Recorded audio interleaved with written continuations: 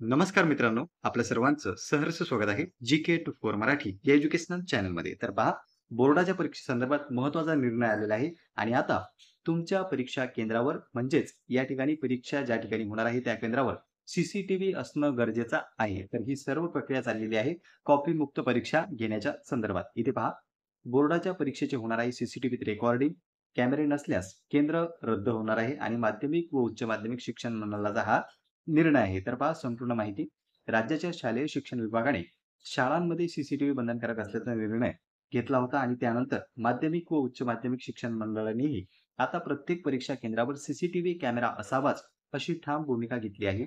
दिवाळीनंतर बोर्डाच्या पथकांकडून राज्यातील सर्वच केंद्रांची तपासणी होणार असून सीसीटीव्ही नसलेल्या केंद्रांची मान्यता रद्द होणार आहे. म्हणजे पहा मित्रांनो, आता ज्या परीक्षा केंद्रावर सीसीटीव्ही कॅमेरा नसेल त्या परीक्षा केंद्राची मान्यता जी आहे ती देखील रद्द केली जाणार आहे.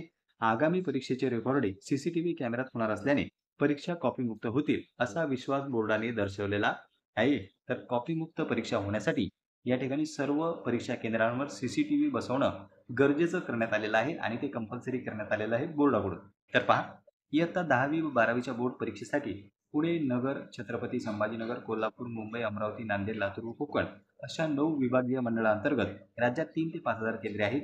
बोर्डाने कॉपीमुक्त परीक्षेसाठी मागील वर्षीपासून सरमिसळ पद्धत सुरू केली आहे. पण ज्या केंद्राच्या 1 ते 3 किमी अंतरावर दुसरे परीक्षा केंद्र नाही, म्हणजे 1 ते 3 किलोमीटर दरम्यान एकच परीक्षा केंद्र आहे, अशा ठिकाणी ही पद्धत लागू नव्हती. पण आता ती देखील पद्धत सर्वच परीक्षा केंद्रांना लागू करण्यात आलेली आहे.